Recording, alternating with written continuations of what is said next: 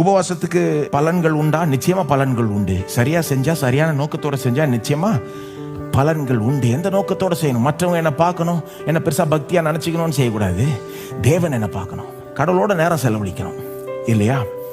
எல்லாத்தையுமே சைடில் ஒதுக்கிட்டு, இன்க்ளூடிங் சாப்பாடை கூட கொஞ்சம் ஒதுக்கிட்டு, கடவுளோட சில நேரம் ஒன்றும் இல்லை, ரொம்ப சாப்பிட்டா எதையுமே உருப்படியாக செய்ய முடியும் மாதிரி தெரியல எனக்கு. வேதத்தை வாசிக்கிறது, ஜபிக்கிறது மட்டும் இல்லை, நான் நினைக்கிறேன் எதையுமே பெருசாக உருப்படியாக செஞ்சிட முடியாது ரொம்ப சாப்பிட்டுட்டான். ஏன்னா அது ஒரு மாதிரி டல்லாகிடுது நம்மளை இல்லையா? அப்போ சாப்பிடாம இருக்கும் போது நாம வேதத்தை வாசிச்சு தேவனோட நேரம் செலவழிக்கிறது, இதெல்லாம் இன்னும் நல்லா செய்ய முடியுமா? நிச்சயமா நல்லா செய்ய முடியும். அப்போ ஒருத்தர் தேவனே, அந்த அளவுக்கு நீர் என்னை திருப்திப்படுத்தும், உங்களுடைய பிரசன்னம் என்னை திருப்திப்படுத்தட்டும், உங்களுடைய வசனம் என்னை திருப்திப்படுத்தட்டும். இந்த அப்பம் கூட வேணாம், இன்னைக்கு மத்தியானம் இந்த அப்பத்தை கூட ஒதுக்கிட்டு, இந்த சோறை கூட ஒதுக்கிட்டு, உம்முடைய வார்த்தையை எனக்கு அப்பமாய் இருக்கட்டும் அப்படின்னு சொல்லி ஒரு மனுஷன்